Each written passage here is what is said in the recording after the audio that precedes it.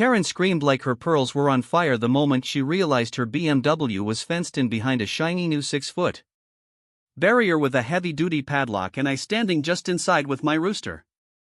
Fred, clucking by my boots, just shrugged and said, "You shouldn't park on land. That doesn't belong to you."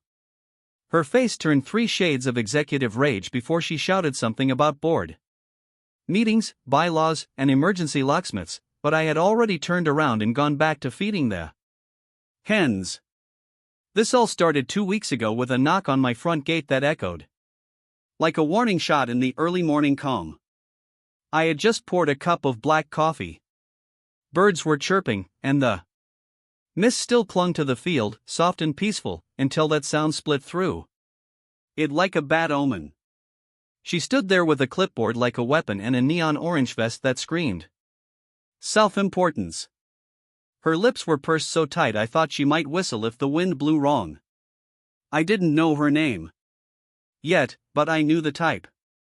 The HOA queen, the kind of person who believes property lines are suggestions and everyone's soul is up for auditing.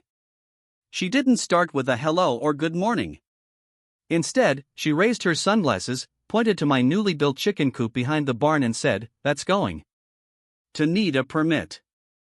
I stared at her for a long second, not blinking, waiting for a punchline, then took a sip of my coffee and said, "Ma'am, you're going to need to tell me your name before you tell me what I need." Her jaw clenched like a vice. "Karen, I'm on the HOA board. You're violating multiple codes with that structure, and I'm going to need to see the permit immediately."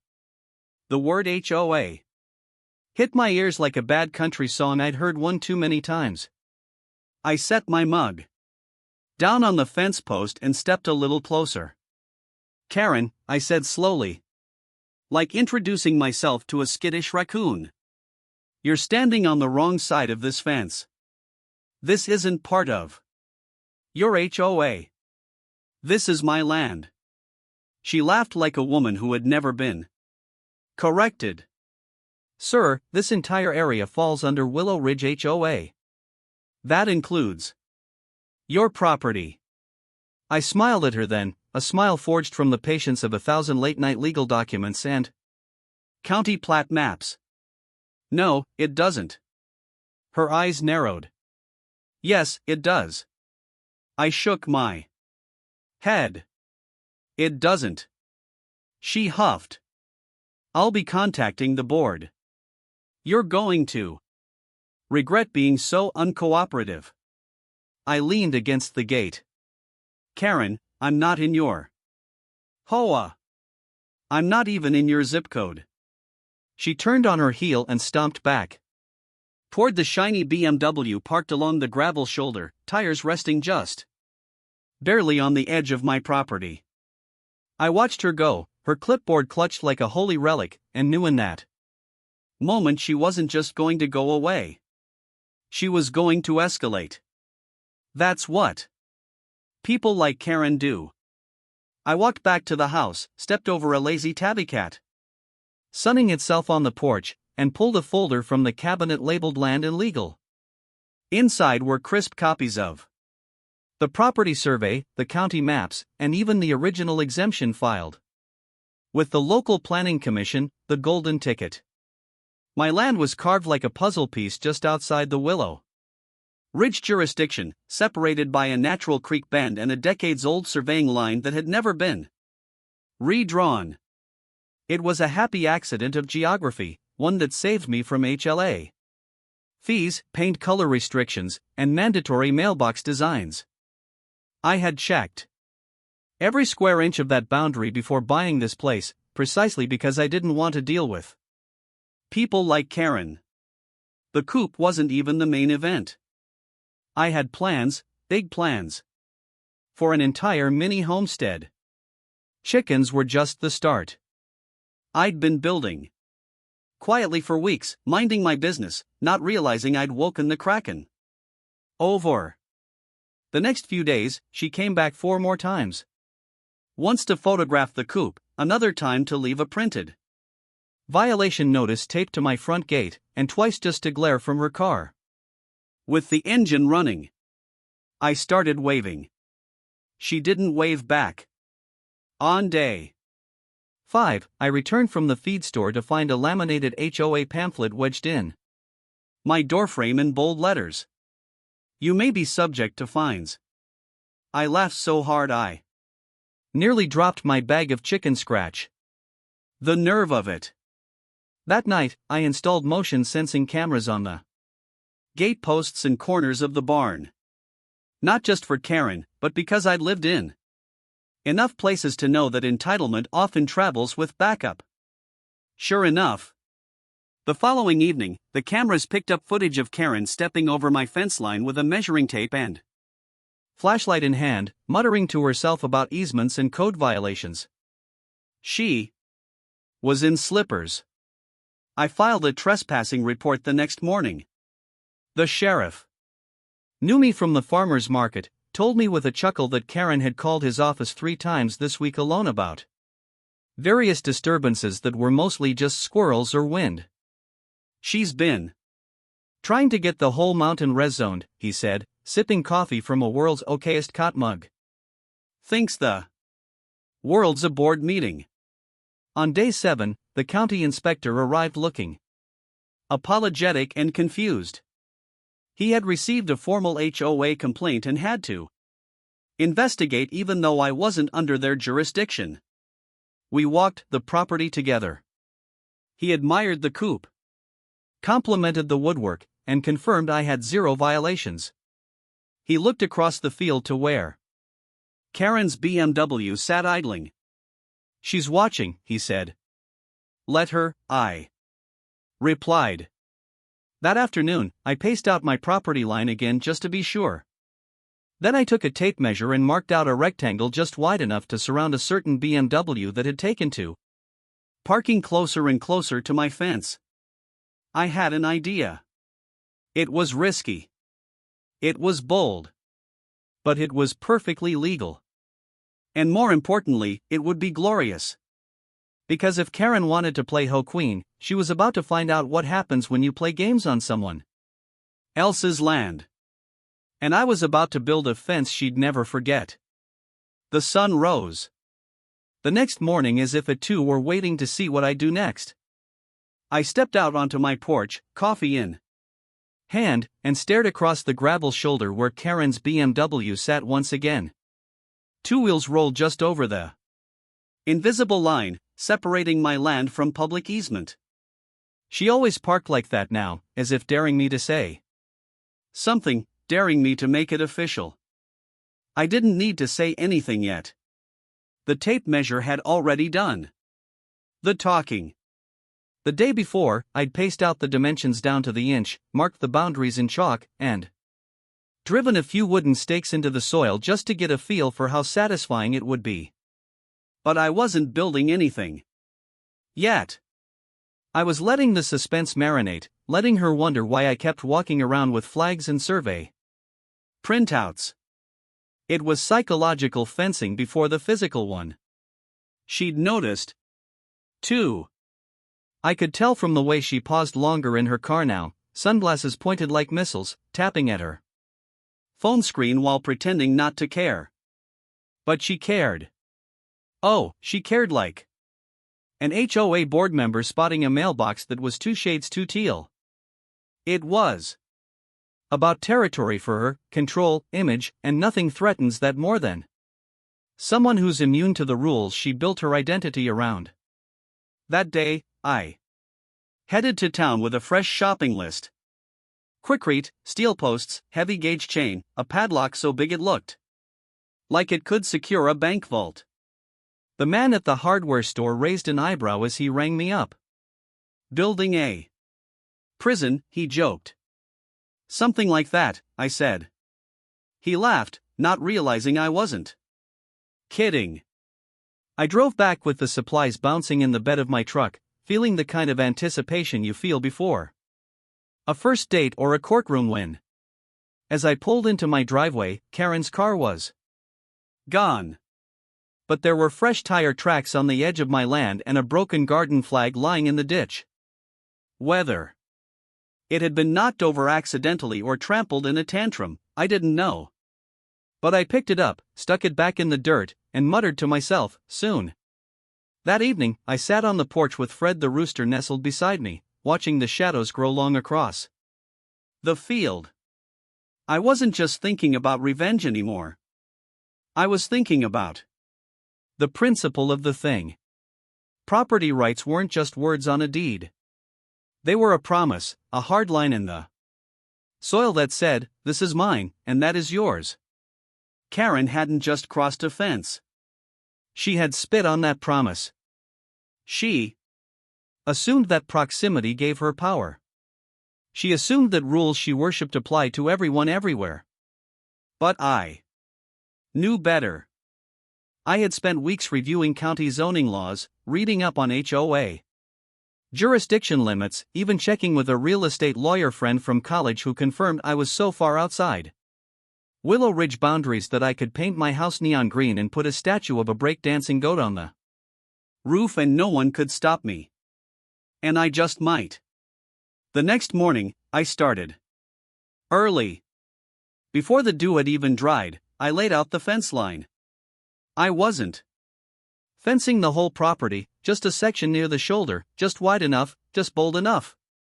I drove the first post into the ground with a satisfying clang, then poured the Quikrete, leveled it, and stepped back to admire the precision. It wasn't just a fence. It was a message written in steel. By the time the fourth post went in, I saw her car rounding the bend. She slowed when she saw me. Eyes locked onto the gleaming metal and my determined hammer swings. I didn't wave. She didn't stop, but her brake lights stayed on longer than usual as she pulled into her driveway down the hill.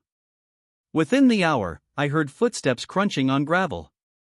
She was back, clipboard in hand like a sheriff arriving at a crime scene. What is this? She demanded, gesturing to the emerging posts. Property line, I said, simply, wiping sweat from my brow. This is harassment, she snapped. You're blocking access. I turned slowly, savoring the moment. Access to what? This is my land. She blinked, then faltered. It's a shared shoulder. Not according to the county maps. I pointed to a laminated copy of the survey staked into the dirt nearby. Everything past that line is mine, including the 10 feet your car has been resting on all week. Her face went rigid. That's a public right of way. Nope, I replied, stepping forward with a printout. This gravel patch is my property. Always has been. The road stops right there. I jabbed a finger toward the edge of pavement. Everything after that is mine, and you've been trespassing. She looked down at the printout, then back at me, then at the post. Her voice cracked a little. This is petty. So's pretending I'm in your HOA and threatening me with fines you have no authority to issue. I shot back. But here we are. She stepped closer, lowering her voice. If this goes to court, it's not going to look good for you. I laugh. Then by all means, take me to court. I'd love to show them the drone footage of you trespassing at night with a measuring tape. Her mouth opened and closed like a fish gasping for relevance. Then she turned on her heel and marched back to her car. I watched her drive off again, this time faster, tires spitting gravel as if trying to reassert dominance over the land she no longer controlled. I kept working through the afternoon. By dusk, the fence frame was complete. It formed a perfect rectangle with one opening facing my driveway and one gate positioned exactly where the BMW usually sat. Tomorrow I'd hang the gate and chain it shut, but tonight I just sat there on a lawn chair inside the frame, sipping lemonade and admiring the geometry. Fred clucked approvingly from the coop. Somewhere in the distance, a neighbor's wind chime played a lazy tune. I smiled. It wasn't just about her anymore.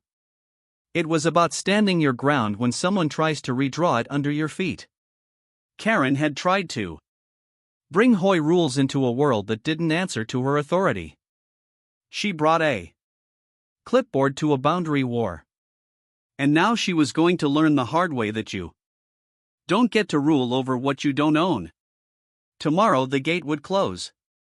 And if her BMW happened to be parked inside when that happened, well, that would just be a coincidence wrapped in iron and concrete. Because sometimes the only way to get peace and quiet is to build it post by post, inch by inch, until even the loudest trespassers have no choice but to turn around and leave for good. The next morning arrived like a courtroom verdict, brisk and cool, with the sky painted in streaks of soft orange. But I didn't stop to admire the sunrise. I had one last panel to install, one final gate to hang before the checkmate. Karen's car wasn't there when I started, which was rare, but it gave me room to move without distractions or the weight of her glare pressing into my back. I worked quickly and cleanly, the post steady, the mesh taut, the lock clasp smooth like butter through warm bread. When I stepped back to look at the completed fence, it was beautiful in a way only practicality can be. Just a simple, perfectly legal structure enclosing the gravel shoulder. My gravel shoulder that had previously served as her self-declared parking lot. The gate faced inward toward my own land, chained and padlocked. Access possible only from within my property lines. It didn't scream defiance. It whispered it. A small sign hung just above the latch, freshly printed and laminated, that read, "Private property. Access by owner only." It was a polite middle finger, delivered with the full endorsement of zoning law. The real comedy, however, was still to come. I didn't have to wait long. Around mid-morning, her BMW coasted up the hill and slowed to a crawl when the new fence came into view. She stopped just short of it, blinked like she couldn't believe what she was seeing, and then rolled down her window, leaning out like a ship's captain spotting a sea monster. She opened her door, stepped out in wedge heels, far too fancy for gravel, and walked up to the fence. Her lips moved, but no words came out for a second. She reached for the gate, tugged once, found it locked, then spun on her heel, and looked around as if someone might appear to fix it. I didn't rush to her aid. I sat on my porch, watching quietly with my coffee in hand, and Fred the rooster fluffed beside me like a little feathered bouncer. She finally spotted me. She stormed across the field, lips pursed, clipboard forgotten somewhere in the car. Her heels dug into the earth like she was tilling it with rage. She stopped just short of the porch, planted her fists on her hips, and declared with unearned confidence, "You fenced me out." I nodded, sipping. Technically, I fenced myself in. That just happens to include the patch of land your car likes to visit. This is ridiculous, she barked. You can't just build fences to trap people. Didn't trap anyone, I said coolly. There was nothing there when I built it. If you leave your car on my land tomorrow and a tree falls on it, that's not me trapping the car. That's gravity. Her jaw clenched. You have to remove it. This violates community cohesion standards. You keep saying things that don't exist. Here. I reminded her, no community cohesion mandate. Just a guy on his own land building a fence. You'll be hearing from my lawyer, she snapped. Hope they like plat maps, I said, raising my mug. I got a whole folder of them. She didn't reply, just marched back to her car, her footsteps growing more chaotic by the second. She reached the fence again, gave the lock another angry rattle, then stood there for a long moment, staring at the sign. I half expected her to throw something at it, but she just got back in the car. slammed the door, and roared off. The drama wasn't over, of course. Not even close. That afternoon, a white county pickup rolled up the road, parking neatly along the edge of the public street, well outside my fence. A man in khakis and a tucked-in polo stepped out. Clipboard in hand, though his was the official kind, no HOA insignias or personal vendettas. His name tag read Martin, and he looked like a guy who had spent too many years settling arguments between tree-trimming neighbors. "Mr. Dalton?" he asked as he approached. "That's me," I said, shaking his hand. "Hear about the chicken coop or the fence?" "The fence?" he said with a wry smile. "We received a complaint through a third party. Just need to verify a few things." "Of course," I said, waving him in through the driveway. We walked the length of the fence slowly, him occasionally jotting something down on a form. I handed him copies of the land survey, the building materials list, and the property zoning map. He studied them quietly, nodding as he walked. "It's very clean," he finally said. "Everything checks out. It's on your property, not encroaching on any public access points. Built under the permissible height and materials. Frankly, I wish more folks were this thorough."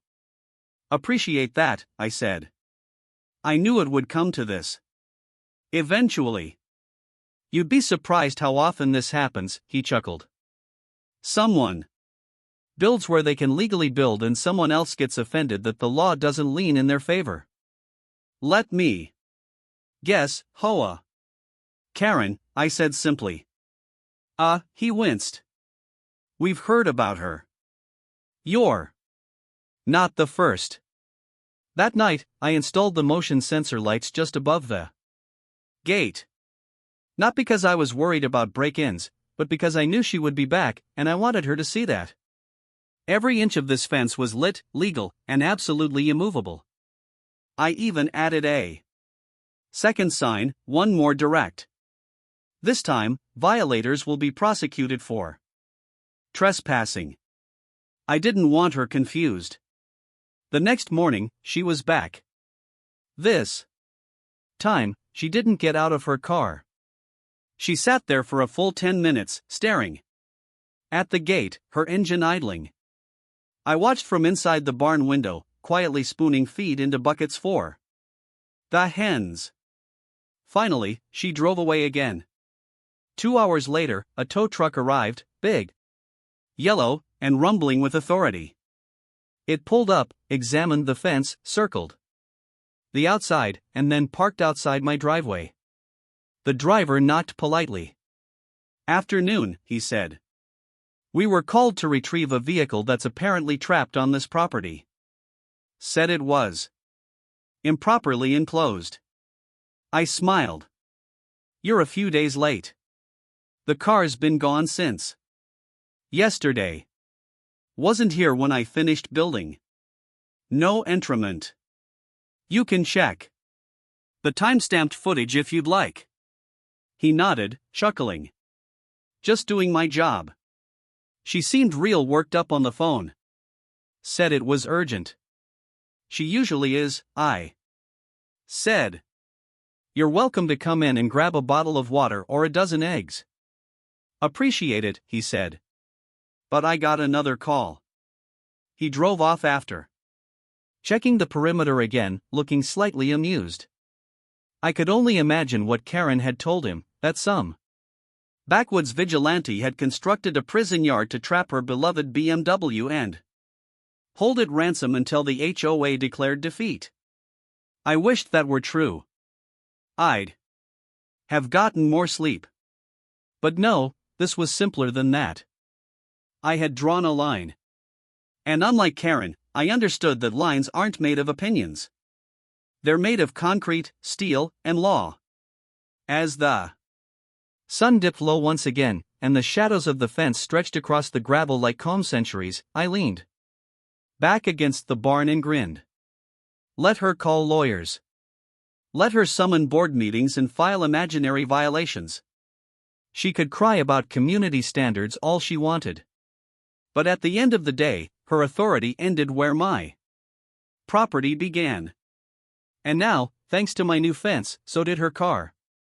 The next few days settled into an oddly satisfying rhythm, like the calm in a courtroom just before the judge slams the gavel.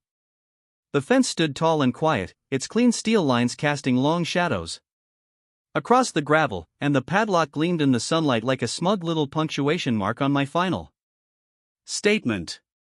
Karen hadn't returned since the tow truck debacle. And for a moment, I almost believed she might give up. But then again, people like her don't retreat. They regroup. And when she did show up again, she didn't come empty-handed. She came with a man in a suit. I spotted them as I was watering the raised beds near the barn, hose coiled over my shoulder, sun high and hot overhead. Karen's BMW rolled up first, slowing with the same hesitant crawl it always had now, but a second vehicle followed. A sleek black car that looked like it belonged in front of a courthouse. Outstepped a man in polished shoes and aviator sunglasses, carrying a leather portfolio under one arm and wearing an expression that said he hated being dragged out here. Karen gestured animatedly toward the fence as he nodded stiffly. Then together they marched up the drive like a pair of tax auditors on a mission. I cut off the hose and waited, arms crossed, dripping slightly as they approached. "Mr. Dalton," the man said, voice clipped and formal. "My name is Richard Langley. I represent Willow Ridge Homeowners Association." "Congratulations," I said. "I represent this patch of dirt." Karen huffed but said nothing. Richard cleared his throat. "We've received several complaints regarding an unapproved structure, namely this fence, and a pattern of behavior that may constitute intentional obstruction of community guidelines." "Community guidelines," I repeated. "Do you mean those rules your HOA wrote for your neighborhood?" "Indeed." He nodded. "Those guidelines, while applicable primarily within Willow Ridge, are being considered for extension to bordering properties that impact the visual and communal aesthetic of the subdivision." I stared at him for a moment, processing that sentence, then let out a dry laugh. "So, you want to retroactively force people who don't live in your HOA to follow your HOA rules because you don't like looking at them?"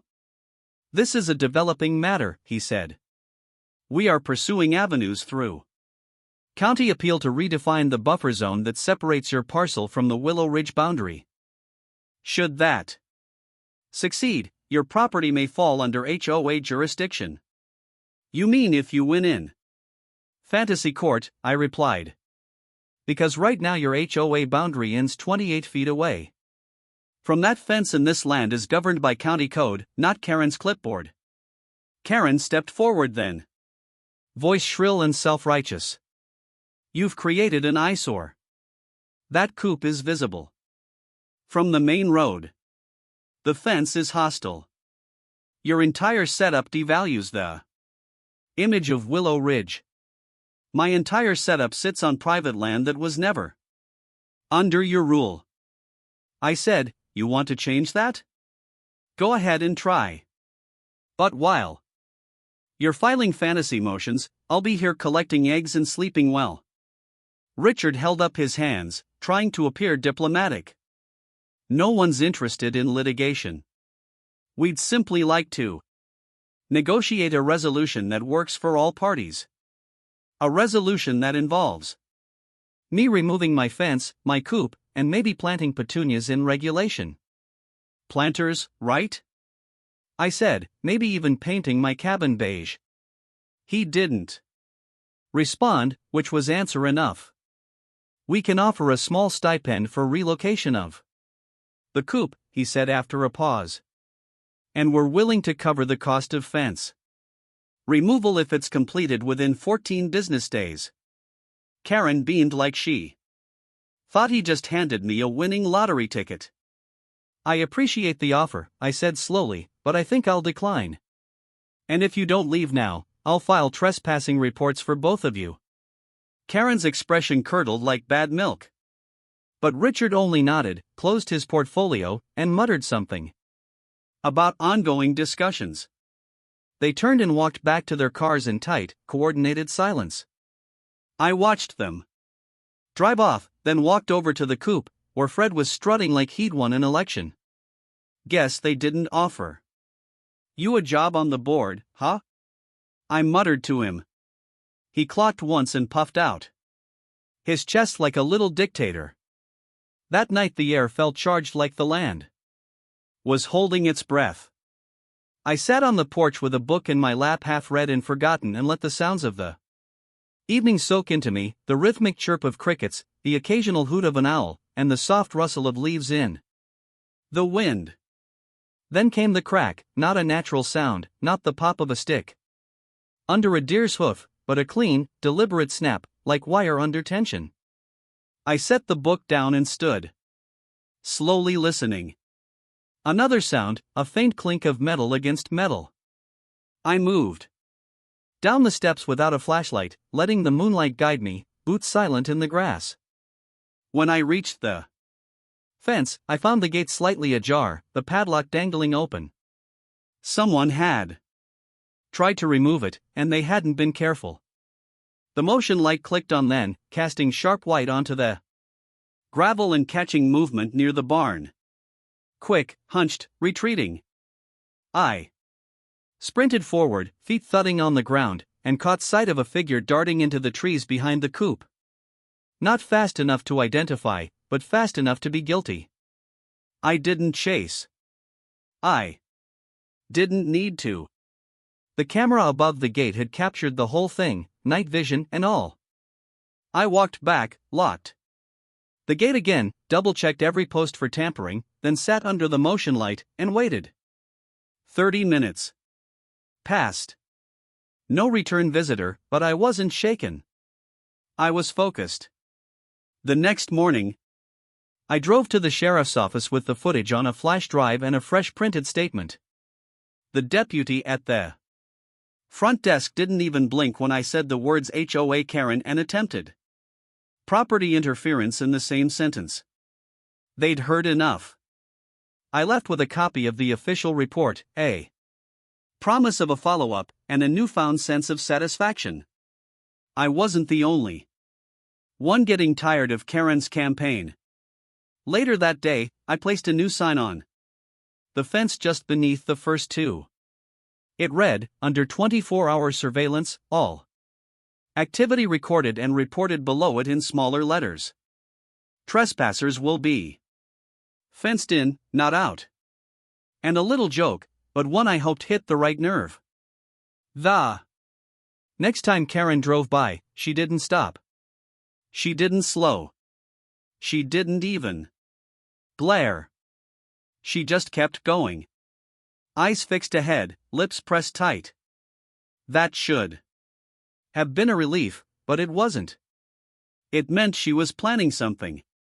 And I knew whatever it was going to be desperate, because when you take power away from people who live on control, they don't back off, they snap. So I stayed ready, stayed watchful. The fence was solid, but I started reinforcing the corners, adding a second latch to the gate, and sinking new metal plates around the base of each post. It was overkill, sure, but it was my land, and I'd rather overbuild than underprepare. Karen had thrown legal threats, social pressure, and even late-night sabotage at me. None of it worked. She hadn't just lost control of me. She had lost the illusion that her rules stretched beyond her property line, and some illusions are harder to give up than others. The real fun began the following morning, though I didn't know it yet. I had just poured myself a mug of coffee and settled on the porch with Fred pacing circles around my feet, pecking at imaginary enemies when a low rumble came echoing up the road. At first, I thought it might be Karen again in her BMW, but the sound was deeper, throatier, less entitled. Moments later, A beat-up pickup rolled around the bend and came to a slow stop right outside my gate, followed closely by a small silver car with a magnet on the door that read Local 12 News. I sat up a little straighter, watching as the pickup door swung open and a familiar figure stepped out. Pete Jennings, who ran the county flea market and moonlighted as a semi-retired reporter for the local station. Behind him stepped a younger woman with a big camera and a notepad, grinning like she just stumbled across a pot of drama gold. Pete waved. I returned the gesture with a wary smile. "Morning," he called out as they approached. "Mind if we ask you a few questions about your chicken coop war?" "Didn't know it was a war," I replied. "Just thought I was building fences and minding my own business." "Well," the younger reporter chimed in, "you've become something of a local legend. Someone posted a video last night of a woman trying to yank open your locked fence while yelling about bylaws and visual pollution. It's already been shared over 10,000 times." I blinked. "Someone filmed Karen from their second-story window," Pete said with a chuckle, and added subtitles. "It's been making the rounds under the title Hoy Karen versus the Chicken King." "You're the Chicken King," the woman said brightly. "Apparently," I muttered. "You mind if we get a few shots of the property?" "Nothing invasive, just from the public road." "Go ahead," I said. "Just don't block the gate. I've had enough fence drama for one lifetime." They walked the perimeter, filming and chatting quietly, and I stood there watching them through the chain link like a zoo animal, unsure if the visitors were friend or foe. After a few minutes, the woman returned and held up her phone. "Karen posted a response video this morning, claiming you're violating her civil rights and endangering the community with your feral livestock enclosure. She says she's organizing a protest outside your fence."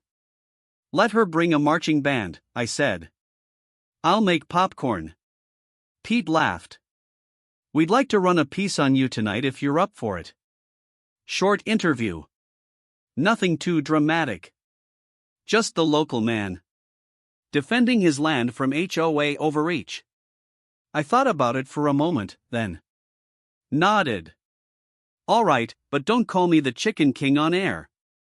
My roer's got a big enough ego as it is." We set up the interview right there by the fence. Fred even made a guest appearance by hopping into my lap mid-quest and staring directly into the camera like he knew he was being broadcast. Pete asked about the coop, the fence, and the whole saga with Karen. I kept it light, even laughed a few times, but I made sure to hit the important points. This was my land legally outside the HOA, and every action I took was within my rights. I wasn't trying to cause trouble. I was just trying to be left alone. The interview ended with a wide shot of the fence and the sign, and the camera caught Karen's car creeping by in the distance. She sped up when she saw the tripod, tires squealing slightly. The younger reporter turned to me with a grin.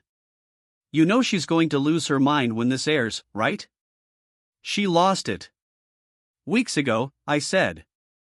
"Now we're just watching the reruns." By that evening, the segment aired on the local station and then quickly made its way online. I didn't have cable, but my phone lit up with notifications from neighbors, friends, even strangers who had seen the clip and wanted to weigh in. Most were supportive, sharing their own horror stories, or simply cheering me on for standing my ground. A few were weird. One guy offered to build me a chicken-themed throne. Another asked if I'd rent out my land for anti-HOA survivalist retreats. I didn't respond to those, but it was the overwhelming positivity that surprised me. People weren't just entertained, they were vindicated. They saw Karen as a symbol of the kind of petty tyranny they'd suffered under for years, and they saw my fence as something more than wire and posts. It was a line in the sand, and for some reason they loved it. That, of course, only made Karen madder. The next day, a small crowd gathered near the edge of the road where her property began. They held up signs that read, "Free the chickens, fences for freedom," and my personal favorite, "Fred for president." I hadn't invited anyone. I didn't want a scene. But the internet had spoken, and now the situation was slipping into something almost too ridiculous to believe. Karen stood across from them, arms folded, blaring like a volcano. Moments before eruption. She tried shouting at a few of them, but they shouted back. When a teenager with a megaphone started clucking rhythmically, Karen called the sheriff. But when the deputy arrived, he took one look, recognized me, and gave her a tired expression that could have been a resignation letter. He reminded everyone to stay off the road and avoid blocking traffic, then left with a donut in hand. That evening, I finally did something petty. Maybe I was caught up in the momentum, or maybe I just wanted one final nail in the psychological coffin, but I walked out to the fence with a new addition, a chicken-sized flagpole. I attached a tiny weatherproof banner that fluttered gently in the wind. It read in simple black letters, "Not HOA property." Fred watched the entire installation like a construction supervisor, occasionally pecking the dirt as if inspecting the soil quality. When I finished, I saluted the flag. Karen drove by during the salute. She didn't stop. She didn't honk. She just disappeared around the corner, the tip of her car dipping low like even it was tired of her drama. I sat on the porch that night, feet up, the Coop humming softly in the background, and thought about how things had escalated so quickly. It had started with a chicken coop, a simple wooden structure I'd built with my own hands to raise hens and get fresh egg. Then came the clipboard, the threats, the trespassing, and now the protest. All because one woman couldn't accept that someone near her neighborhood didn't answer to her rules. And the worst part, I knew she still wasn't done. People like Karen don't lose quietly. They retreat, reload, and come back with paperwork. But I was ready. My paperwork was stronger. My patience was longer, and my fence wasn't going anywhere. It happened on a Tuesday morning that started just like any other, except it was unusually quiet, almost suspiciously so, like the world was pausing to hold its breath. The usual chirping of birds was still there. The hum of the breeze rustled through the trees, and Fred was already strutting along the fence line as if rehearsing his presidential speech. But there was no Karen, no BMW, and no crowd of sign-wielding fans. Just stillness. I should have known then that something was coming. But instead, I allowed myself the small comfort of believing maybe, just maybe, she had finally moved on. Maybe the video, the signs, the community support, and the legal reinforcement had finally worn her down. I even started drawing up blueprints for a new raised garden bed near the fence. Something decorative and practical, a little place to grow heirloom tomatoes and perhaps a few herbs right next to the now famous Not HOA property banner. That still fluttered with defiant pride. But that piece lasted exactly 3 hours. At exactly 11:17 a.m., a courier van arrived. The driver stepped out with a clipboard and a sealed manila envelope. He was polite, professional, and had the kind of blank stare that said he didn't care what drama was unfolding as long as he got a signature. I signed, took the envelope, and cracked it open. Inside was a formal summon. Karen had filed a civil suit. She was taking me to small claims court for intentional property obstruction, emotional distress, and what she dramatically described as unlawful enclosure of a public access point. The paperwork was thick, full of nonsense citations from HOA bylaws that didn't apply to me, hand-drawn sketches of her car boxed in by the fence, and a short written statement from her lawyer, the same Richard Langley, who had visited last week claiming she had suffered reputational damage, lost sleep, and had been subjected to public humiliation due to my so-called aggressive fencing campaign. I sat on the porch and read the whole thing. Twice, chuckling at first, then just shaking my head. The level of delusion was something to behold. She had actually hired someone to put this together, someone who apparently thought county law could be overruled by a woman with a grudge and a legal pad.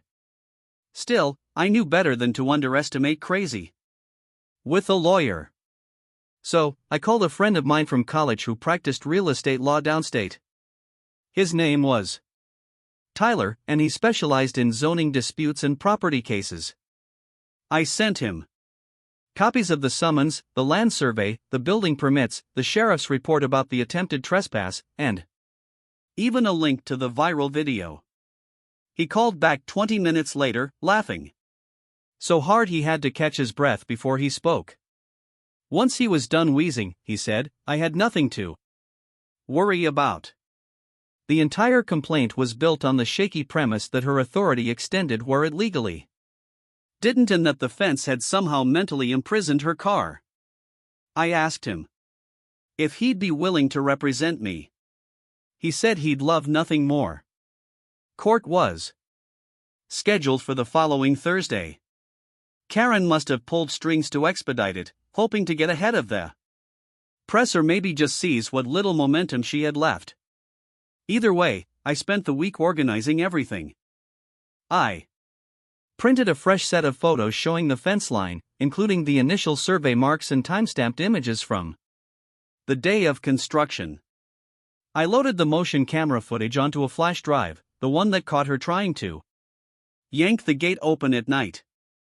I printed copies of the sheriff's trespass report, the inspector's written approval of the Coop, and a short affidavit from Pete at the news station confirming Karen had requested the interview footage be taken down after it aired. Fred even got a fresh bath, not because he was coming to court, but because he deserved to look good the day justice got served. The courthouse was small, one of those humble county buildings that smelled like wood polish and paper, with a single metal detector and a judge who probably spent more time refereeing parking disputes than anything else. Karen arrived in full regalia, blazer sharp enough to cut glass, hairpin-like. She was auditioning for a reality show called Boardroom Warriors. Richard Langley followed close behind, carrying a leather briefcase and wearing a suit that probably cost more than my truck.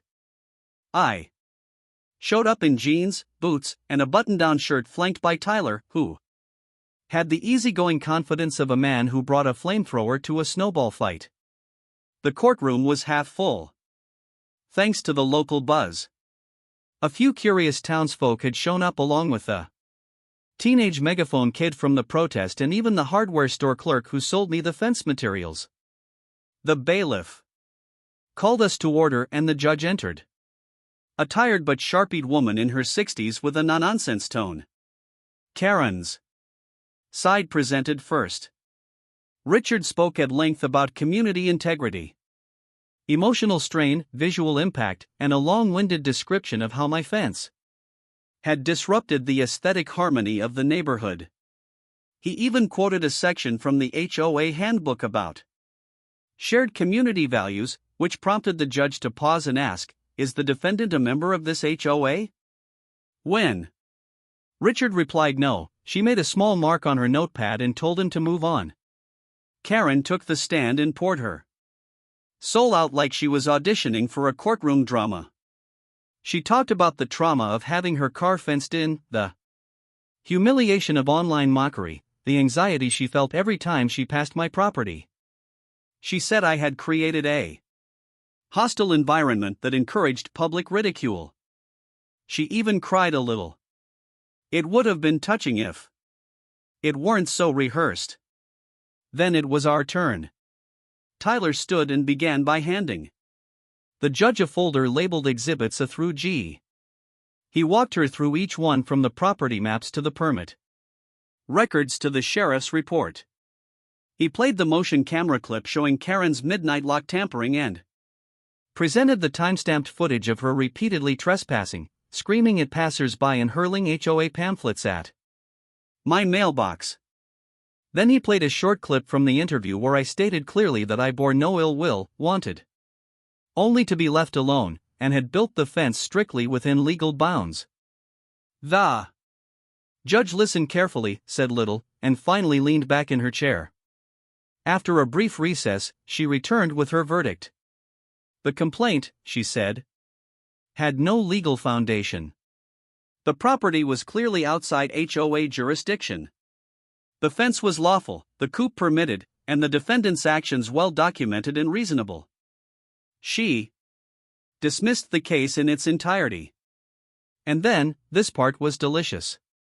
Fined Karen for court fees and a nominal amount for filing a frivolous claim. Karen stood there frozen, blinking like someone had hit her with a plot twist. Richard just looked down, folding the papers quietly. I turned and walked out. With Tyler, shaking his hand and thanking him before heading home, feeling lighter than I had in week. As I pulled up to my land, Fred greeted me with a victory strut, and the coop clucked in harmony like a feathered chorus of approval. I raised my mug of sweet tea to the fence, then to the sky, and finally to the peaceful silence of a land that answered to no one but itself. I didn't hear from Karen for 2 weeks after the court ruling.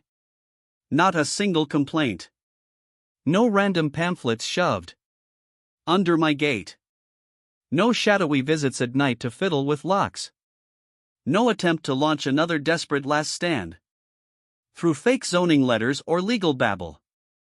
It was as if someone had finally unplugged her battery and the entire operation collapsed. I half expected her to reappear like a bad sequel no one asked for. But each morning came with quiet skies, clean gravel, and a peaceful coop. Fred still strutted like the overlord of the yard, oblivious to the legal battles that had paved the way for his kingdom to expand. And the hens laid their eggs like clockwork, as if nothing had ever threatened their domain. The calm was strange at first, like the eerie silence that follows a tornado when you're not quite sure if the storm is really over or just circling back around. But each day that passed without incident settled into something that began to feel permanent. The victory had been loud in public, and it seemed to have wounded Karen deeper than any fence or lawsuit ever could. It wasn't just that she lost in court. It was that she lost the illusion of control, the belief that she could extend her invisible lines over anything within her field of vision. The truth had shown up with evidence, maps, witness statements, and camera footage, and it had shamed her in front of the very people she believed were her allies. And just like that, her power dissolved. Then one morning, as I stepped out to scatter feed, I noticed a moving truck rumbling down the hill. It was a long, slow crawl, and behind it was the unmistakable gleam of Karen's BMW following like a funeral car. I didn't cheer. I didn't smile. I just stood there watching in silence as the truck pulled into her driveway and 2 men in matching shirts started hauling out boxes, furniture, framed mirrors, plastic bins marked kitchen and bedroom. By the time the sun was overhead, the house had been cleared out. She emerged. Only once, standing on the porch for a long minute, arms folded, staring up toward my land like she was rehearsing a final speech. But she didn't say anything. She turned, got into her car, and followed the moving truck down the road and out of sight. Just like that, she was gone. The silence afterward was different. This time, it didn't feel tense or hollow. It felt earned, like peace had finally rooted itself into the ground the way fences did, deep and immovable. The news spread quickly, of course. By the next afternoon, the neighbor across the road came knocking with a pie and a grin, declaring that Karen's departure had boosted morale on the entire block.